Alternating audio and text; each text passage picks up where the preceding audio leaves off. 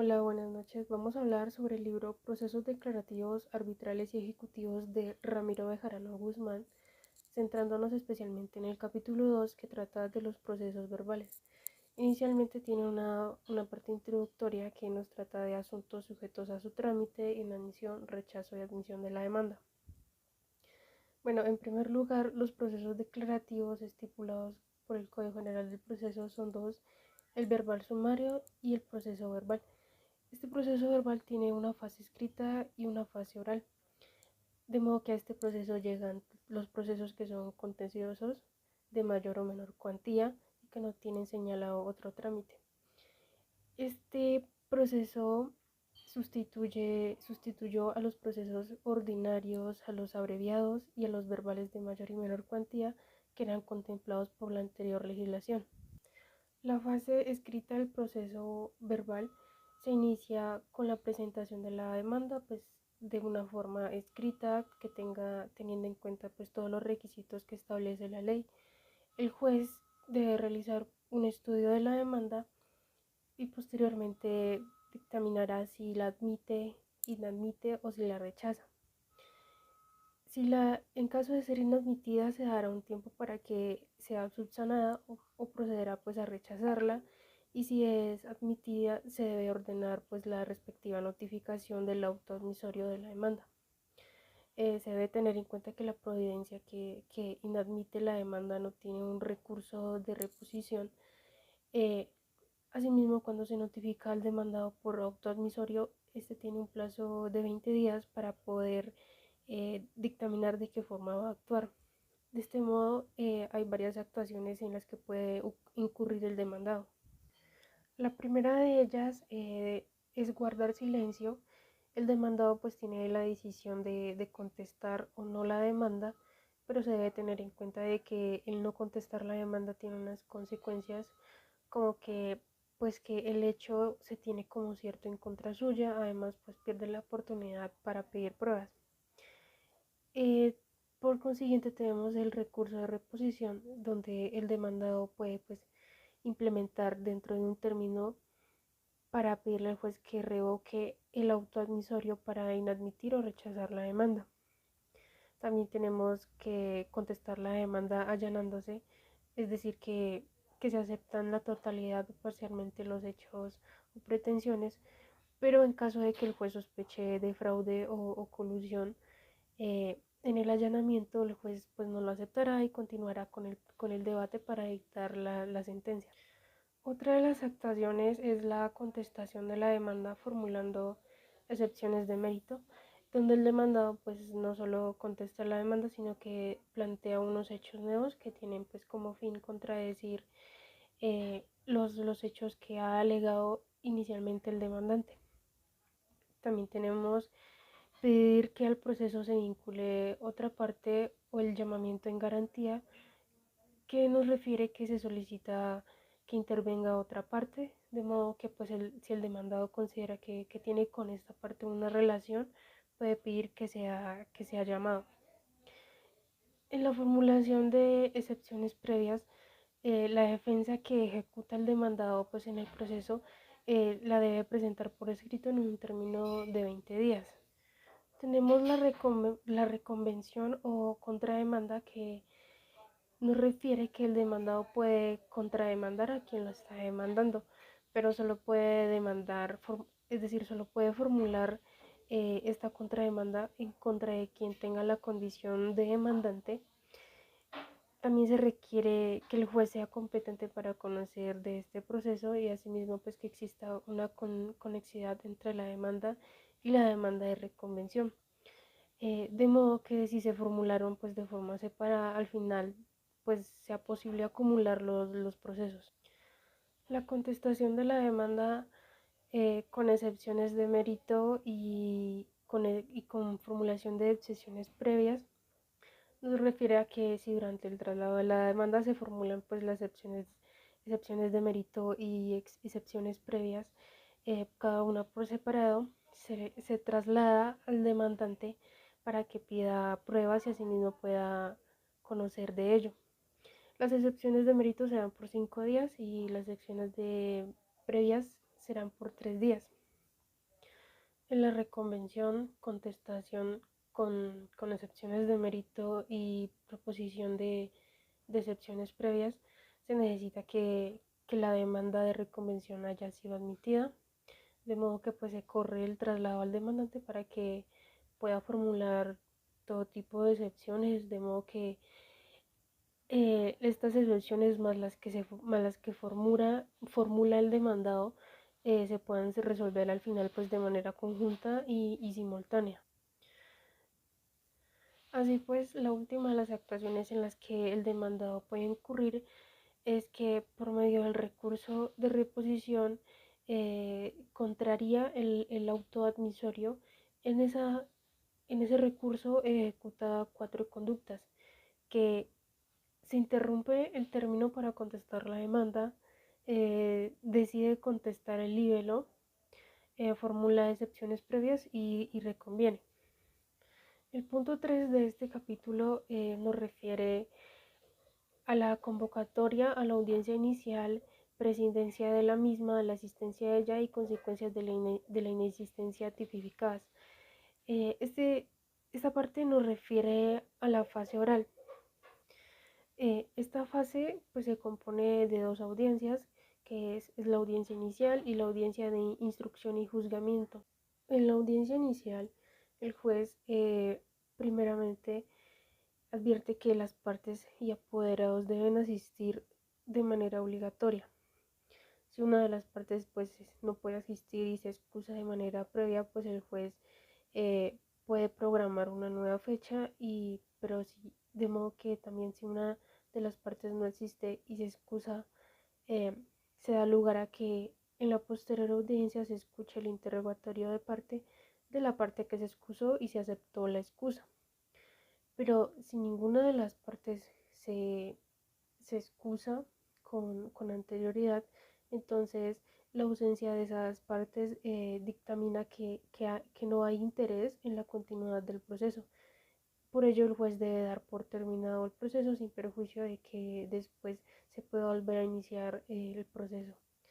Asimismo, las partes que no acudan al proceso y no se excusen anticipadamente, incluyendo al apoderado, incurrirán en una sanción económica que corresponde al pago de una multa de 5 salarios mínimos mensuales legales vigentes en favor, del Consejo Superior de la Judicatura.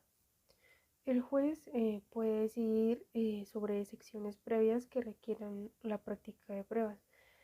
Una vez tomada esa decisión respecto de esas excepciones, se procede a conciliar, donde el juez propone unas fórmulas que considere pues, que sean justas para que las partes puedan conciliar.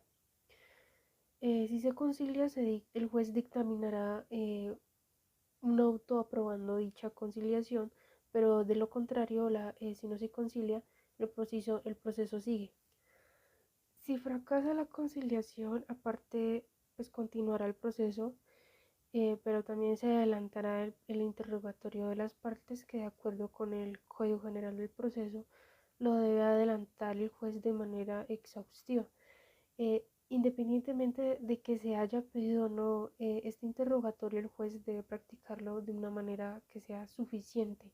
Entonces, pues, le corresponde al juez prepararse plenamente para que pueda formular el cuestionario. Aquí es importante resaltar que la interpretación que hicieron los miembros de la comisión redactora del Código General del Proceso comprendieron que la propia parte puede pedir su propio interrogatorio. De acuerdo con el autor, esto no es veredero, o sea, no es verdad que el Código General del Proceso autorice a una parte pedir su propio interrogatorio. En sí lo que se entiende pues es que como se suprimió la expresión de que el interrogatorio de parte se pide por la parte contraria, los doctrinantes comprenden que cada parte pues puede pedir su propia declaración. Asimismo, pues de acuerdo con el artículo 184 del Código General del Proceso, prevé que el interrogatorio de la parte extraprocesal solo se puede decretar cuando lo pida quien pretenda demandar o tema que se le demande. Entonces, pues no es coherente que este medio de prueba sea sometido a a unas determinadas reglas si está dentro del proceso y a otras si es extraprocesal. En otras palabras, pues esta forma de cambiar el medio probatorio según se practique dentro o fuera del proceso, pues no está autorizado por el Código General del Proceso.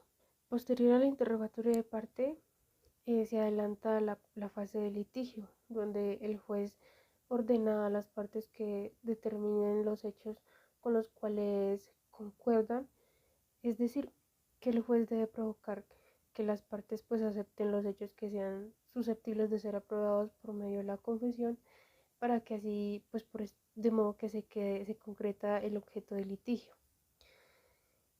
En el control de legalidad, el juez lo efectúa con el fin de verificar que se hayan surtido todos los pasos legales.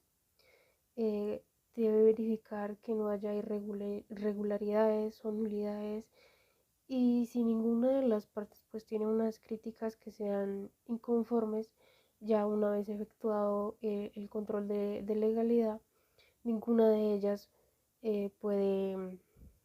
podrá pedir la anulación de la actuación por un hecho anterior al control de la, del, en el control de legalidad, el juez efectúa este control con el fin de verificar que se hayan surtido todos los pasos legales, que no haya irregularidades, eh, que no haya nulidades y pues y si ninguna de las partes tiene críticas inconformes, una vez que se efectúa el control de legalidad, ninguna de las partes tendrá podrá pedir la anulación de una actuación o de una actuación por un hecho que sea anterior al control de legalidad. Si el, si el juez considera que se puede dictar sentencia, pues lo procederá a dictar. Si no hay pruebas que practicar o si son documentos, puede pues dictar la sentencia de una vez. De lo contrario, si no puede dictar la sentencia, entonces el juez decreta las pruebas que se van a practicar en la siguiente audiencia, que sería de instrucción y juzgamiento. Pues de este modo el juez pues dictamina cuáles serán las pruebas que se deben practicar, considerando que si se trata, por ejemplo, de un dictamen pericial, se le señala que se debe presentar con 10 días de antelación con el fin de que pues, las partes tengan la oportunidad de conocerlo y asimismo pues, eh, puedan debatirlo en la audiencia de instrucción y juzgamiento. O otras pruebas son el decreto de inspecciones judiciales que también se deben practicar antes de la audiencia de instrucción y juzgamiento. Estas se decretan cuando no es posible probar un hecho, ya sea por un medio de prueba como fotografías, videograbaciones o documentos. Antes de terminar la audiencia, antes de terminar la audiencia inicial, se fija la fecha y hora en que se dará lugar a la audiencia de instrucción y juzgamiento, que también es conocida como el día del juicio. Si el juez aceptó la excusa de una parte que no concurrió a la audiencia inicial, esta no se salva de ser interrogada por el juez al inicio de esta audiencia. Si este no es el caso, el juez inicia la práctica de pruebas. Antes de terminar la audiencia inicial, se fijará la fecha y hora en que se dará lugar la audiencia de instrucción y juzgamiento, que también es conocida como el día del juicio. Si el juez aceptó la excusa de una parte que no concurrió a la audiencia, aunque no concurrió a la audiencia inicial, esta parte no se salva, no se libera del interrogatorio por el juez. De lo contrario, si este no es el caso, pues el juez inicia la práctica de pruebas, escucha los testimonios de los testigos que estén presentes y si uno de ellos pues no está presente, pues se declina dicho testimonio, pero en caso de que se considere que es importante y necesario, eh, el juez entonces lo mandará a llamar. En la audiencia de instrucción y juzgamiento se controvierte pues el dictamen pericial, se oyen a los peritos que hayan intervenido por, por parte de las partes. Luego se surtirán los alegatos de forma oral, donde cada una de las partes tendrá 20 minutos. Posterior a ello, pues el juez tiene la obligación ya de dictar una sentencia de manera inmediata, pero pues si no puede dar el dictamen, entonces puede suspender la audiencia por 2 horas. Y si luego de ello no puede, el juez debe anunciar el fallo si este es favorable o desfavorable.